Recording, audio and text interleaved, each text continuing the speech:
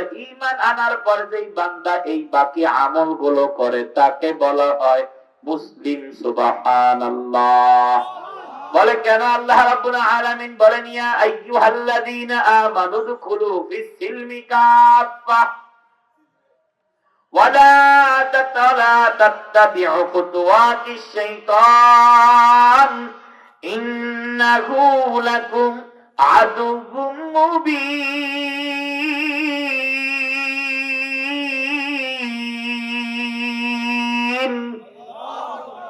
এ আল্লাহর বান্দারা, ও মানিকগঞ্জের মুসলমান, ঈমানদারদেরকে আল্লাহ পরিপূর্ণ ইসলামের মধ্যে প্রবেশ করতে বলেন।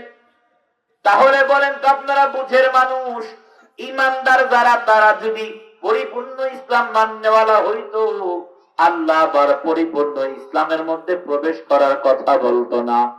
তাহলে ঈমানের 3 অংশ, সফল মানুষের 3 অংশ। 1 নম্বরে হলো মুমিন। ঈমান আনার পর যে আমলগুলো ফরজ হয়, কোরআন সুন্নাহ দ্বারা যা আবশ্যক হয়, তা যদি বান্দা মানে তাকে বলা হয় মুসলিম। আর এই আমলের লাইনে যারা সর্বোচ্চ ডিগ্রি অর্জন করে, পীর মাশায়েখ, বুজুর্গানে কেরাম, আউলিয়ায়ে কেরাম, এদেরকে বলা হয় মুহসিন। আল্লাহর বান্দারা বলে আল্লাহ রাব্বুল আলামিন বলেন আমিনু কামা আমানান নাস। এ বান্দা বলে মুহসিন যদি হতে চাও, সাহাবায়ে কেরামের মতো ঈমানওয়ালা হয়ে যাও। কার মতো ঈমানওয়ালা? বলে না না, সুদখোর যে সেও তো ঈমানদার। এলাকার মধ্যে যে ঘুষখোর, জিনাখোর, সেও তো নিজেকে দাবি করে ঈমানদার। ঠিক কিনা বলেন?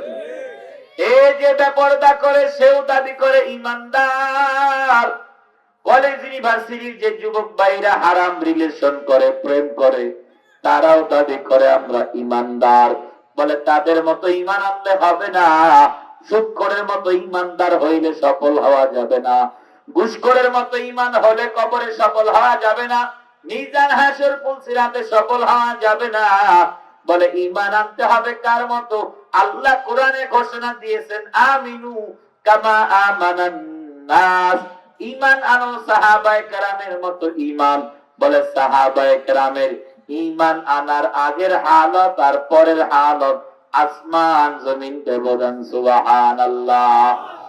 বলে আমরা যেমন নিজেদেরকে ঈমানদার দাবি করি, কিন্তু ফজর নাই, যোহর নাই, আসর নাই, মাগরিব নাই, ইশা নাই। ঠিক কিনা বলেন? তবুও দেখবেন দোকানের কাছে বসে বড় বড় কথা বলে, হুজুররাই সব জানে নাকি?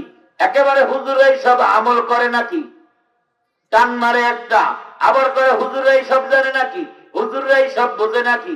অথচ ফজর পড়ে নাই, যোহর নাই, আসর নাই, মাগরিব নাই, ইশা নাই, সেও দাবি করে কি দার?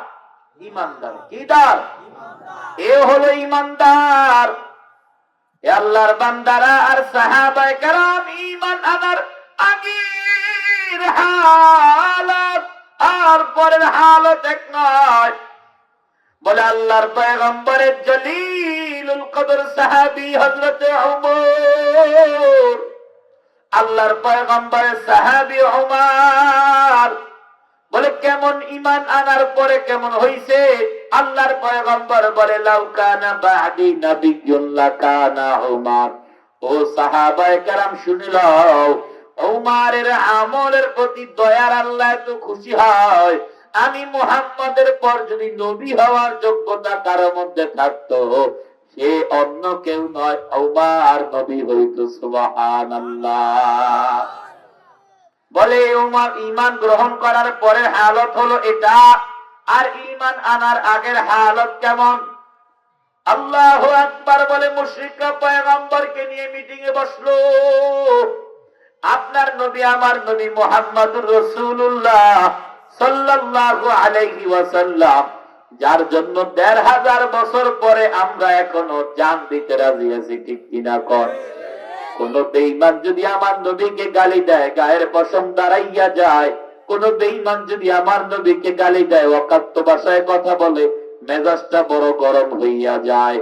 যেই লোকটা ঠান্ডা এলাকার মধ্যে একেবারে নিরিবিলি, কখনো কাউকে ধমক দেয় নাই, ওই নিরিবিলি মানুষটার সামনে যদি আমার মায়ার নবীর বদনাম বলা হয়, তার পশম দাঁড়াইয়া যায়, গায়ের পশম দাঁড়াইয়া যায়, মেজাজ গরম হয়ে যায়।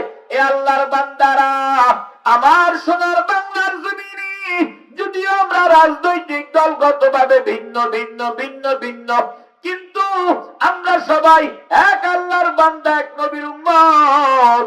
যদি দেখি আমাদের পয়গম্বরকে কেউ গালি দেয়, আল্লাহকে কেউ গালি দেয়, নবীকে কেউ গালি দেয়, কোরআন সুন্নাহ নিয়ে কেউ কথা বলে, মসজিদ মাদ্রাসা নিয়ে বাজে কথা কয়, দাড়ি টুপি নিয়ে কথা বলে, হুজুরদেরকে বাজে কথা বলে, উঁচু আওয়াজে বলেন তো আমাদের মন চায় ওই বান্দরকে সাইজ করে বাসায় যাই, ঠিক কিনা কর?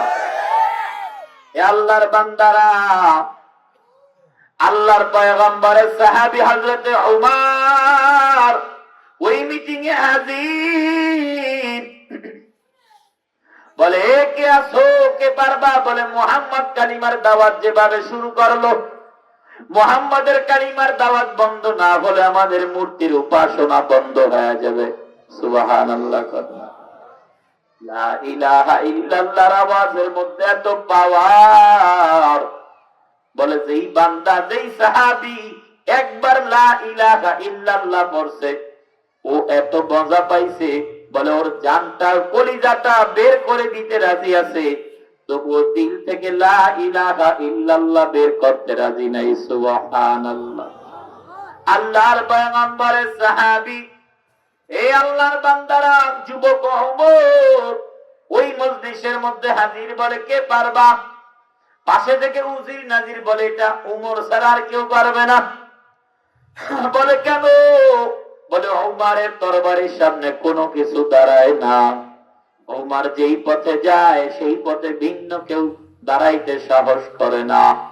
এমন টাকা যুবক উমার দাঁড়াইয়া বলে আমি রাজি।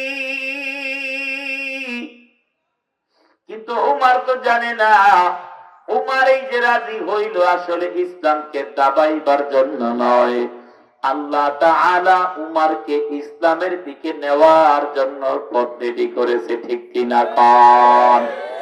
ওমান ইয়াত্তাকিল্লাহা ইয়াজআল লাহু মাখরাজা ওমান ইয়াতাওয়াক্কাল আলাল্লাহ ফাহুয়া হাসবুহ। বলে আল্লাহকে যে ভয় করে আল্লাহ তার জন্য যথেষ্ট হয়। ইন্নাকা লা তাহদি মান আহবাবতা ওয়ালাকিন্নাল্লাহা ইয়াহদি মান ইয়াশা। আল্লাহ বলে ও পয়গম্বর, আপনি যাকে হেদায়েত দিতে চান তাকে আপনি হেদায়েত দিতে পারবেন না। বলে কেন? বলে হেদায়েতের মালিক হলাম আমি আল্লাহ। এ আল্লাহর বান্দারা উমর বলে আমি রাজি, মুহাম্মাদের মাথাটা তোমাদের হাতে এনে দিব, আমি রাজি। বলে তোমাকে কি দিতে হবে? বলে কি দিবা? বলে উট লাগলে উট দিব, দুম্বা লাগলে দুম্বা দিব, যুবতী নারী দিব, সুন্দরী রমণী।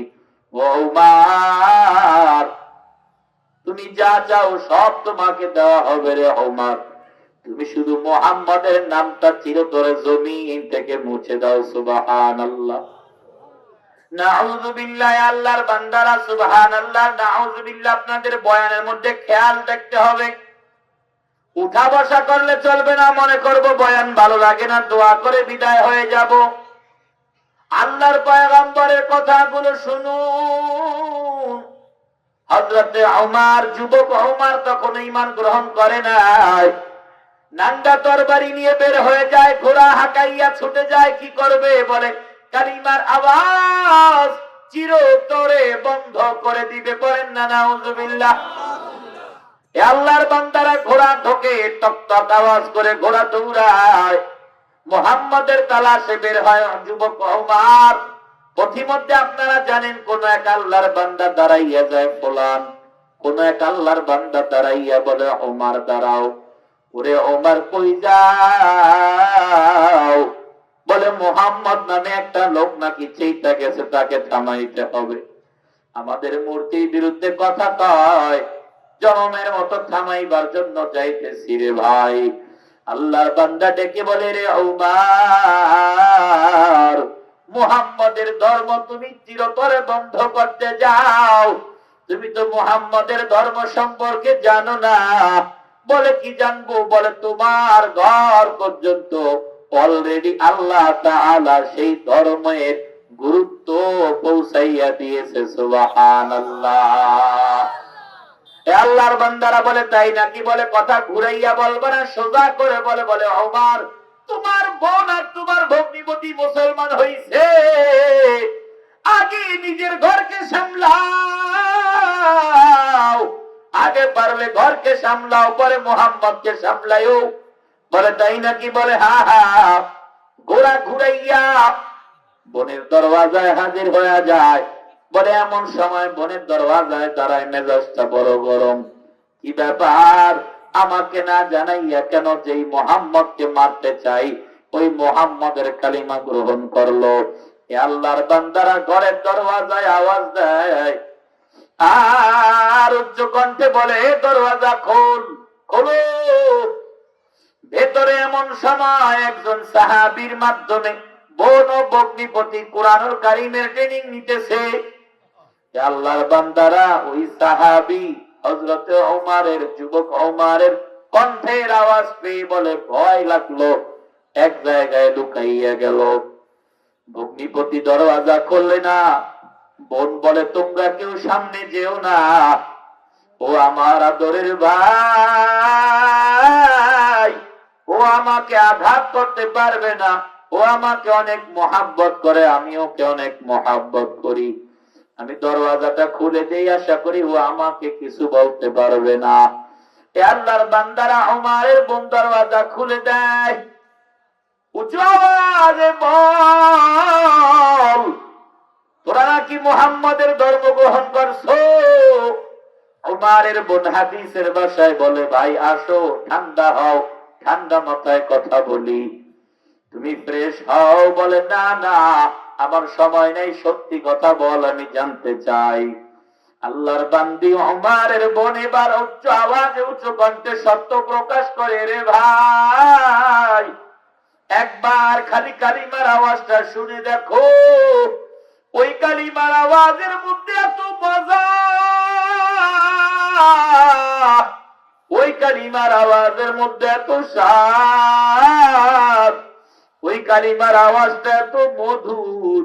এ আল্লাহর বান্দারা ওমরের বোন যত নরম হয়, ওমর তত গরম হয়। ওমরের বোন চোখের পানি ফেলে বলে, তুমি না আমার ভাই, মেহেরবানি করে বুঝার চেষ্টা করো।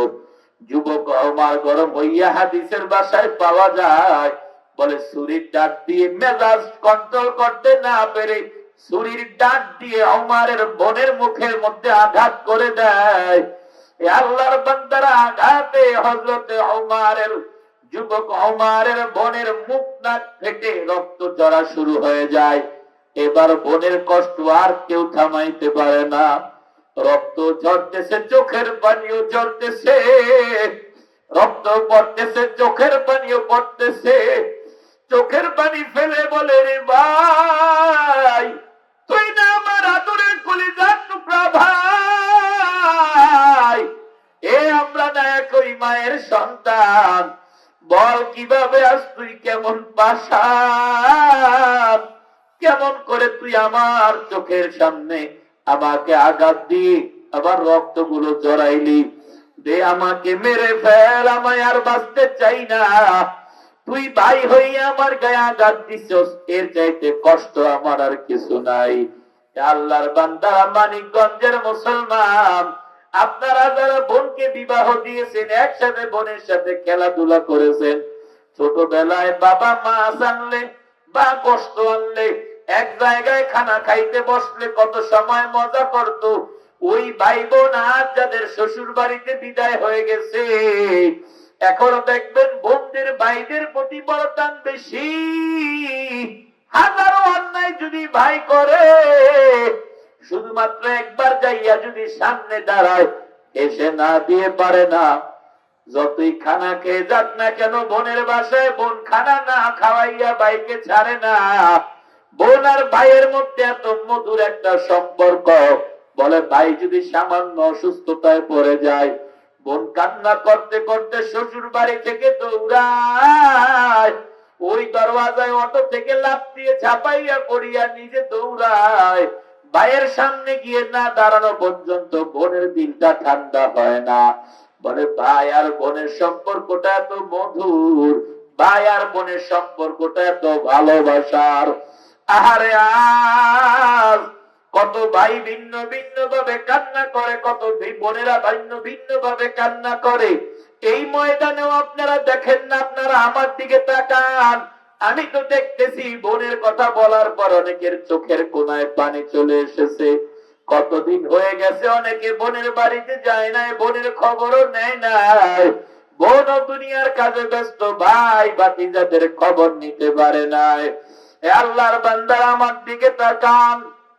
হযরতে ওমরের বোন চোখের পানি ফেলে বলে, রে ভাই কেমনে তুই আমার গায়ে আঘাত করলি, এত পাষাণ কেমনে হইলি? বলে ওমরের বোনের রক্ত দেখে যুবক ওমর এবার ভয় পেয়ে যায়, মনটা নরম হয়ে যায়, আর আঘাত করে না। এবার বোন বলে, তুই আমাকে যদি মারতে মারতে মেরেও ফেলো, আমার শরীরের সমস্ত রক্তগুলো যদি ঝরাইয়া দাও, এ ভাই ওমর তুমি শুনে নাও, আমি এই কালিমার মধ্যে এত মজা পাইছি, এত স্বাদ পাইছি, আমি এই কালিমার আওয়াজ ছাড়তে পারবো না। পড়েন সুবহানাল্লাহ। ওমর বোনের এমন অকপটে কথা শুনে চিন্তায় পড়ে যায়, কি ব্যাপার, এই কালিমার মধ্যে এমন কি মজা আমার জানা দরকার, এই কোরআনের মধ্যে এমন কি স্বাদ আমার জানা দরকার।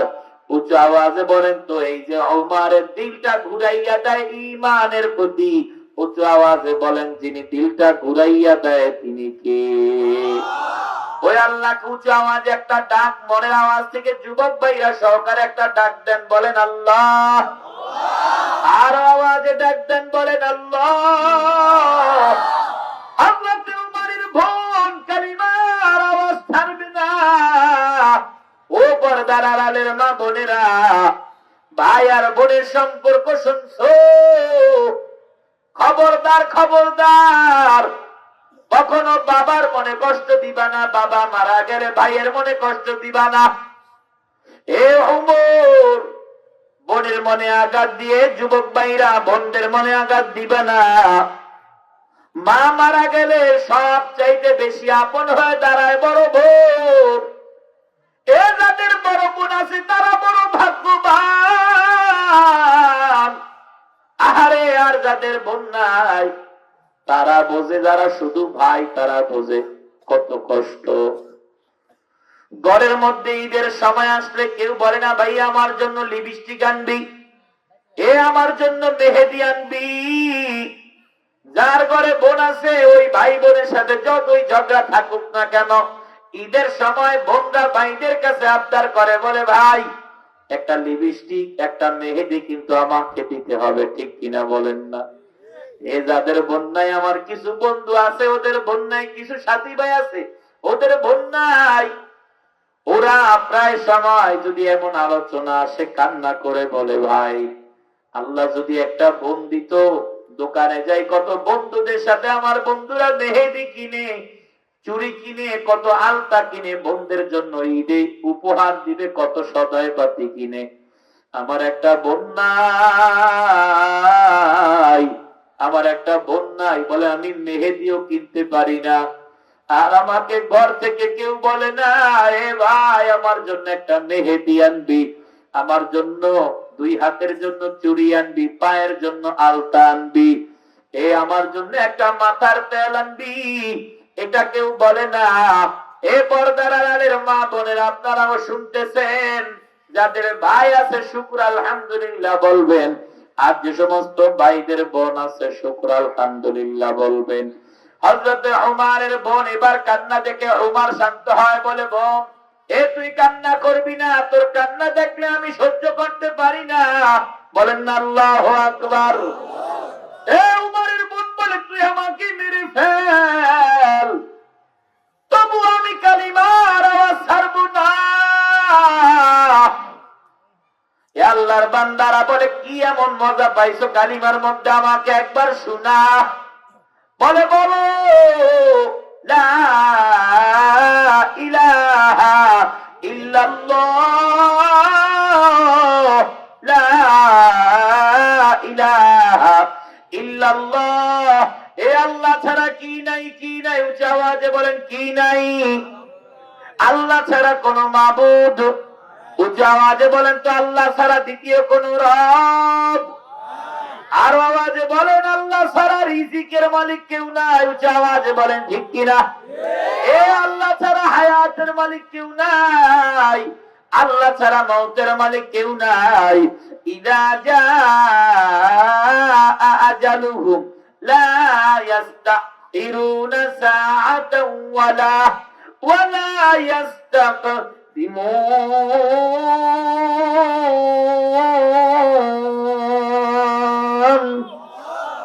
আল্লাহ যখন ইচ্ছা মরণ দেয়, যখন ইচ্ছা বাঁচন দেয়। আল্লাহ যদি কাউকে মরণ দেয়, পৃথিবীর সব ডাক্তাররা মিলেও তাকে 1 সেকেন্ড হায়াত বাড়াইয়া দিতে পারে না, ঠিক কিনা বলেন না। এ আর যার মরণ নাই, আল্লাহ যাকে হায়াত দিয়েছে, ওই সিঙ্গাপুরের ডাক্তারও যদি দেখাও, ওই ডাক্তারও যদি বলে আর 1 মাসের মতো আপনি বাঁচবেন, যা মন চাই খেয়ে নেন, এমন বহু রোগীকে বলে বলে বিদায় দিছে। 1 মাস গেছে, 2 মাস গেছে, 3 মাস গিয়েছে, 1 বছর, 2 বছর, 3 বছর গিয়েছে, বলে ওই রোগী বাইসা আছে, যেই ডাক্তার বলছে 1 মাস বেঁচে থাকবেন, ওই ডাক্তার মারা গেছে, ঠিক কিনা কর। আরে আমাদের ভোলাতে এমন ঘটনা ঘটছে, ডাক্তার বলছে আর 3 মাস, কম বেশি হতে পারে, ডাক্তারও ইসলামিক ডাক্তার বলছে আর 3 মাসের মতো বাঁচবেন, কম বেশি হতে পারে, যা খাবার খেয়ে নেন, বিদায় চেয়ে নেন, আমল যা করার করে নেন। আল্লাহর বান্দা দাওয়াত ও তাবলীগে চলে গেছে, বলে আর বাঁচবো 3 মাস, বাসায় থেকে লাভ কি? এ মরতে তো হইবে আমাকে, আমার কবরে তো কেউ যাবে না। বাস্তব নিজে আমাদেরকে শুনাইছে, বলে হুজুর আমি আমার জীবনের শেষ দেখা দেখানিছি, এক একটা দিন আমার কাছে কত মূল্যবান, প্রতিটা দিন আমি খাতার মধ্যে নোট করতাম। 3টা মাসের একটা হিসাব আমি সাজায় নিছি, ওই 3 মাসের হিসাব, একটা দিন 24 ঘন্টা পার হলে একটা তারিখে আমি ক্রস দাগ দিয়া দিতাম, এক একটা তারিখে ক্রস দিতাম, আর মনে করতাম আহারে আর 2 মাস 29 দিন, আরেকটা দিন গেলে বলতাম আহারে আর 2 মাস 28 দিন। এভাবে করতে করতে যখন আমার 2 মাস শেষ হয়ে গেল, আর একটা মাস আমার বাকি আছে, ও হুজুর আমি জানি 1 মাস পরে আমার সামনে আজরাইল হাজির, আমি কি করব? আমার খাওয়া বন্ধ হয়ে গেল, গোসল বন্ধ হয়ে গেল, আমার ঘুম বন্ধ হয়ে গেছে, আমার সব বন্ধ। আত্মীয় স্বজনরা বারবার শুধু মোবাইল করে আর জনমের তরে ক্ষমা চায়, আর বলে দোয়া করতেছি আপনার কিছু হবে না, আপনি টেনশন করবেন না।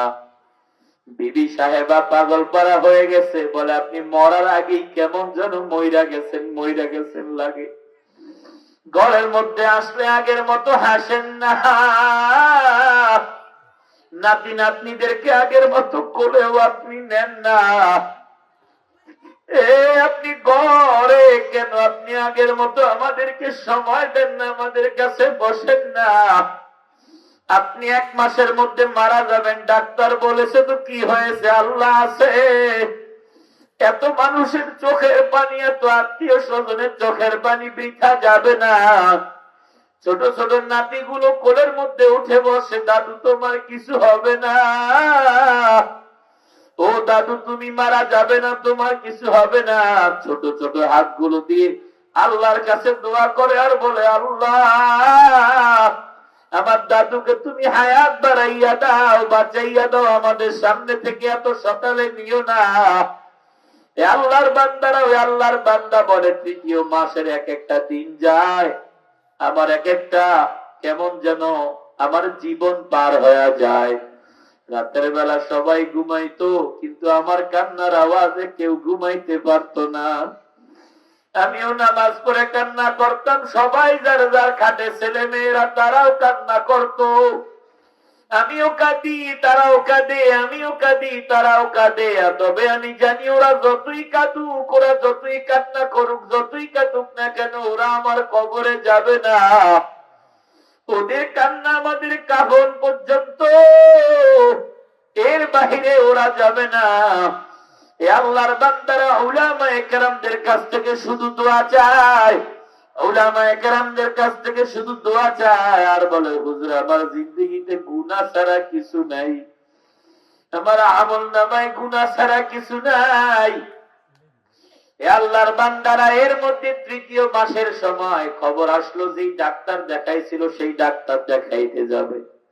খবর আসছে ওই ডাক্তার এর আগের মাসেই অ্যাক্সিডেন্ট করে হঠাৎ মারা গেছে।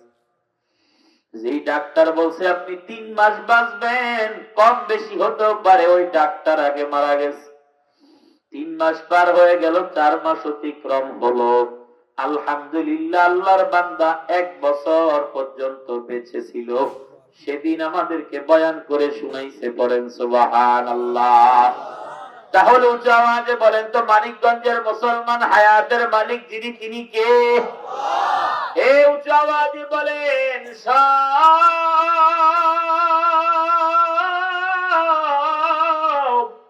সব সব সব একেবারে শুরু শেষ সব কিছুর মালিক কে? হযরতে ওমর বলে, বোন কালিমার মধ্যে কি মজা পাও? বলে, তোমাকে বলে বুঝাইতে পারবো না। বলে, আমাকে একটু শোনাও।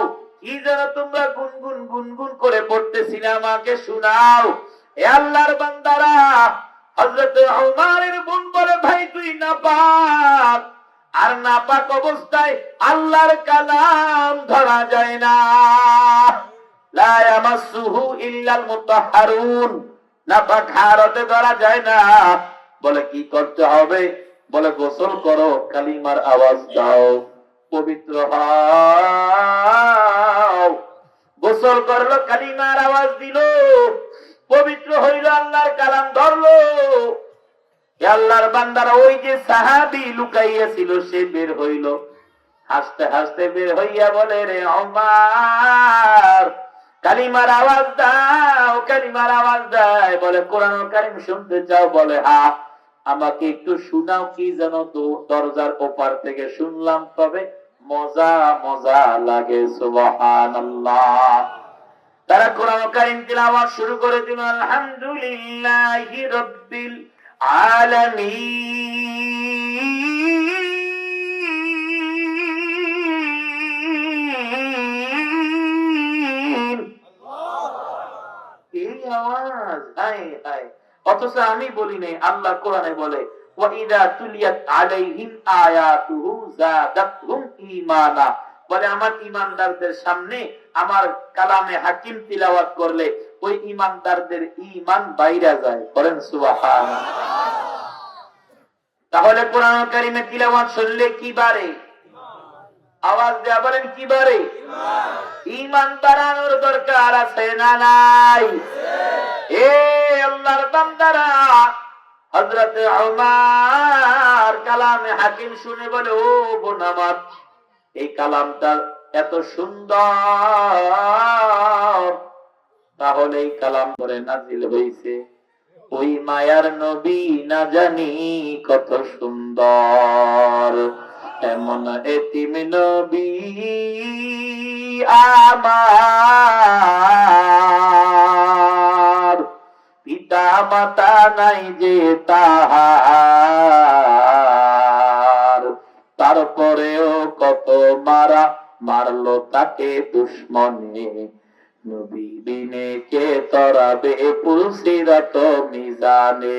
চলো চলো চলো মুমিন, চলো নবীর সন্ধানে। নবী বিনে কে তরাবে পুলসিরাত মিজানে। নবী বিনে কে তরাবে পুলসিরাত মিজানে। নবীর মায়া নাই কি তোমার, কেমনে দুঃখ দাও যে আবার। কার কাছে দাঁড়াবে তুমি, কার কাছে দাঁড়াবে তুমি রোজ হাসরের ময়দানে। নবী বিনে কে তরাবে পুলসিরাত মিজানে। এরে আল্লাহর বান্দা, পর্দার আড়ালের কলিজার টুকরা মা বোনদের দল, হযরতে ওমর ডেকে বলে, ও বোন আমার, আমার আর কোনো আশা নাই, আমাকে আমার মায়ের নবীর কাছে নিয়ে চল। ওই পয়গম্বরের চেহারাটা দেখে কলিজাটা জুড়াই। বলে, ভাই চলো। আল্লাহর পয়গম্বর যেখানে সেখানে ওমরকে নিয়ে যায়। সাহাবায়ে কেরামের বেষ্টনীতে পয়গম্বর, সাহাবায়ে কেরাম ওমরকে দেখে এবার সতর্ক হয়, পয়গম্বরকে সংবাদ পৌঁছায়, ও পয়গম্বর, হযরতে ওমর যুবক ওমর হাজির, না জানি কি হয় কি হয়। আল্লাহর পয়গম্বর বলে, দরওয়াজাটা খুলে দাও, দেরি করিও না। সাহাবায়ে কেরাম বলে, ও পয়গম্বর, যুবক ওমর বড় শক্তিশালী, না জানি কি হয়ে যায়, ও যদি একবার খেপে যায় ওকে থামানো বড় মুশকিল। আল্লাহর পয়গম্বর বলে, রে সাহাবী, আমি যা জানি তোমরা তা জানো না। আমি আল্লাহকে দোয়া করেছি, ও আল্লাহ, ইসলামের ক্ষতি করতে চায় দুশমন, আমাকে জমিন থেকে বিদায় করতে চায় মুশরিক। আয় আল্লাহ, হয়তো আবু জাহাল অথবা উমর, এই দুইজনের একজনকে আপনি কালিমাওয়ালা বানাইয়া দেন। বলেন আল্লাহু আকবার। ও সাহাবায়ে কেরামের দল, যেহেতু আবু, যেহেতু উমর আমার দরওয়াজার সামনে এসে দাঁড়াইছে, বুঝা গেল আবু জাহালের কপাল বড় খারাপ খারাপ। ওই আবু জাহালকে আল্লাহ কুরআন সুন্নাহর জন্য কবুল করে নাই। উমর যেহেতু আসছে, দরজা খুলে দাও। উমরকে আসে নাই, উমর নিজে নিজে আসে নাই, উমরকে পাঠাইছে আমার আল্লাহ। এ আল্লাহর বান্দারা, ও মানিকগঞ্জের মুসলমান, ইন্নাকা লা তাহদি মান আহবাবতা ওয়ালাকিন্নাল্লাহা ইয়াহদি মান ইয়াশা। এ জোর করে কেউ ইমানদার হতে পারবে না, আবার ইমানদার হলেও জোর করে কেউ নামাজ পড়তে পারবে না। এ আল্লাহর বান্দারা, এই যে বয়ান চলতেছে, ঈমানের উপরে বয়ান, এখান থেকে অনেকেই এই ভোর রাতে ফজরের আযান দিলে মসজিদে হাজির হবে, আবার যতই বয়ান শুনুক না কেন একটা দল ফজরের নামাজে কিন্তু যাবে না। ওয়াজ সবাই শুনবে, ওয়াজে সবার হেদায়েত হবে না, তবে ওই বান্দার হেদায়েত হবে যেই বান্দা কোরআন সুন্নাহর কথাগুলো শুনে আল্লাহকে রাজি আর খুশি করার জন্য। বলেন ঠিক কিনা? ইন্নাল্লাযীনা আমানু ওয়া আমিলুস সালিহাত, এ বান্দা ঈমান আনার মতো ঈমান আনো। বলে সাহাবায়ে কেরাম, ঈমান আনার পর, ঈমান আনার আগের হালত আর পরের হালত এক নয়। ওমর আল্লাহর পয়গম্বরের দিকে মায়ার নজরে তাকায়, মায়ার পয়গম্বর ওমরের দিকে মায়ার নজরে তাকায়। হযরতে ওমর বলে, ও পয়গম্বর, মুশরিকদের কাছ থেকে আপনার ব্যাপারে কত কথা শুনলাম রে পয়গম্বর, কিন্তু আপনার চেহারাটার মধ্যে এত আলো, আপনার চেহারাটা এত নুরানি চেহারা, এত মায়াবী চেহারা, আপনার চেহারা দেখে আমি আমার অতীতের সব গুনার কথা ভুলে গেলাম। সুবহানাল্লাহ। আর দেরি করবেন না গো পয়গম্বর, যেই তলোয়ার আপনার মাথা নেওয়ার জন্য বেঈমানরা আমার হাতে তুলে দেয়, ও পয়গম্বর, এই নেন সেই তরবারি, আপনার কদম মুবারকে রাখলাম, আপনার পায়ের কাছে রাখলাম, আর আমি ওমরের মাথাটাও রাখলাম। হয়তো আমার মাথাটা কেটে নেন, অথবা আমাকে কালিমাওয়ালা বানাইয়া নেন গো পয়গম্বর। আল্লাহর পয়গম্বর বলে, হে ওমর, আসো আসো। হে ওমর, তুমি তো নিজে আসো নাই, তোমাকে পাঠাইছে আমার আল্লাহ। কালিমার আওয়াজ দেওয়ার পর বলে, রে ওমর, যতটা কদম ইসলামের বিপক্ষে তুমি দিয়েছ, আজকে থেকে ইসলামের পক্ষে কদম বাড়ানো শুরু করে দাও। হযরত ওমর বলে, পয়গম্বর আপনি শুনে নেন, আমি ওমরের শরীরে এক ফোঁটা রক্ত থাকা পর্যন্ত, কোন বেঈমানের ঘরের বেঈমান, কোন মুশরিকের ঘরের মুশরিক, আমি ওমর এক ফোঁটা রক্ত থাকা পর্যন্ত আপনি পয়গম্বরের গায়ে একটা ভুলের টোকাও আমি লাগতে দিব না। সুবহানাল্লাহ। এরে আল্লাহর বান্দা, তাহলে বলেন তো হযরতে ওমর ঈমান আনার আগে মুহাম্মদকে কতল করতে চায়, আর ঈমান আনার পর আল্লাহর পয়গম্বরের গায়ে কেউ টাচ লাগাইলে তাকে কতল করতে চায়। ঈমান আনার আগের হালত আর পরের হালত এক নয়, ঠিক কিনা কোন? এ মানিকগঞ্জের মুসলমান ও পর্দার আড়ালের আমার মা বোনেরা, তাহলে আল্লাহ যে বললেন কালিমা, এ কালিমাওয়ালা হও, সাহাবায়ে কেরামের মতো ঈমানওয়ালা হও। আমার পর্দার আড়ালের মা বোনেরা, যারা স্বামীদের সাথে উচ্চ আওয়াজে কথা বলে, আগামী কালকে থেকেও যদি উচ্চ আওয়াজে কথা বলে ঈমানদার হইল না। এই বয়ান শোনার পর আমার যে সমস্ত যুবতী পুত্র বধুরা, ভাই বোরা, এই এলাকার পুত্র বধুরা শাশুড়ির সাথে উচ্চ আওয়াজে কথা বলে, বেয়াদবি করে, উশৃঙ্খলা করে, গালমন্দ করে, ওই পুত্র বধুরাও পরিপূর্ণ ঈমানদার হলো না। সুমাইয়া রাদিয়াল্লাহু তাআলা আনহার মতো ঈমানদার হলো না। আম্মা জান খাদিজাতুল কুবরা রাদিয়াল্লাহু আনহার মতো ঈমানদার হলো না। আবার এলাকার শাশুড়িদের দল শুনে লও, তোমরা যারা নিজের মেয়েটাকে পুত্র বধূর চাইতে বেশি মহাব্বত দেখাইতে যাইয়া নিজের মেয়েটার উপর ইহসান করিয়া পুত্র বধূর উপরে জুলুম করো, নির্যাতন করো, জবান দিয়ে বাজে কথা বলো, ছেলের বউটাকে দেখতে পারো না, এ আল্লাহর বান্দিরা শুনে লও, তোমরা আম্মা জান খাদিজাতুল কুবরা রাদিয়াল্লাহু তাআলা আনহার মতো ঈমানদার হতে পারলে না। ও পর্দার আড়ালের মা বোনেরা, পুত্রবধূরা সাবধান হও, শাশুড়িরাও সাবধান হও, এ ঘরের মেয়েরা সাবধান হও। খাদিজাতুল কুবরা রাদিয়াল্লাহু তাআলা আনহার ঘটনাগুলো শুনে শুনে তার মতো হওয়ার চেষ্টা করো।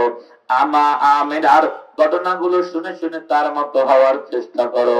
আম্মা জান আয়েশা রাদিয়াল্লাহু তাআলা আনহার ঘটনাগুলো শুনে শুনে তার মতো হওয়ার চেষ্টা করো। আসিয়া রাদিয়াল্লাহু তাআলা আনহা কালিমার জন্য এত কষ্ট করলেন, সুমাইয়া রাদিয়াল্লাহু তাআলা আনহা কালিমার জন্য এত কষ্ট করলেন, শাহাদাতের সুধা পান করলেন, তবুও কালিমার আওয়াজ ছাড়লেন না, পর্দার আওয়াজ ছাড়লেন না, কোরআনের আওয়াজ ছাড়লেন না। এ পর্দার আড়ালের মা বোনেরা, হযরতে সুমাইয়ার মতো হয়ে যাও, হযরতে আসিয়ার মতো হয়ে যাও, হযরতে খাদিজাতুল কুবরার মতো হয়ে যাও, আমিনা রাদিয়াল্লাহু তাআলা আনহার মতো হয়ে যাও, আয়েশা রাদিয়াল্লাহু তাআলা আনহার মতো হয়ে যাও। এ যুবক ভাইদের দল, ও বৃদ্ধ বাবারা, চুল পাকা মুরব্বীদের দল, এতদিন পর্যন্ত আপনারা ধূমপান করেছেন, এখন থেকেও ধূমপান করলে সাহাবায়ে কেরামের মতো ঈমানওয়ালা হতে পারলাম না। এতদিন নামাজ পড়েন নাই, এখনো যদি নামাজ না পড়েন সাহাবায়ে কেরামের মতো নামাজি হতে পারলাম না, সাহাবায়ে কেরামের মতো ঈমানদার হতে পারলাম না। এ আল্লাহর বান্দারা, আল্লাহ বলেন আমিনু কামা আমানান নাস, সাহাবায়ে কেরামের মতো ঈমান আনো, সাহাবায়ে কেরামের মতো আমলওয়ালা হয়ে যাও। বলে কেমন আমল করছে সাহাবায়ে কেরাম, কেমন আমল করছে, আমলের মধ্যে কতটা একাগ্রতা ছিল। আল্লাহ রাব্বুল আলামিন বলে সাহাবায়ে কেরামের তাকওয়া কেমন ছিল, বলে যারা তাকওয়াবান হবে তাদের ব্যাপারে আল্লাহ রাব্বুল আলামিন কোরআনুল কারীমের মধ্যে বলেন আল্লাযীনা আমানু ওয়া কানু ইয়াত্তাকুন লাহুমুল বুশরা ফিল হায়াতিদ দুনিয়া ওয়া ফিল আখিরাহ লা তাবদীলা লিকালিমাতিল্লাহ যালিকা হুয়াল ফাওজুল আযীম। এ আল্লাহর বান্দারা, আল্লাহ বলে ও বান্দা শুনে নাও, ওই সমস্ত ঈমানদার যারা আমি আল্লাহর উপর ঈমান আনার পর তাকওয়াওয়ালা হইছে, ইবাদতে ভয় করছে রবকে, আল্লাহকে। বলে সাহাবায়ে কেরাম কেমন ভয় করছে, নামাজগুলো কেমন ছিল, খুশুখুজুওয়ালা নামাজ। এ আল্লাহর বান্দারা, যদি আপনারা আর 10টা মিনিট সময় দেন, সাহাবায়ে কেরামের নামাজের উদাহরণটা আপনাদের সামনে দিতে চাই। শুনতে রাজি আছেন কারা কারা? মাশাআল্লাহ, হাত নামান। সত্যি কি শুনতে রাজি আছেন? এখানে বয়ান চলে কয়টা পর্যন্ত? সত্য কথা বলবেন, মানে ভালোবাসা সহকারে কয়টা পর্যন্ত? 11:30 পর্যন্ত চলে না?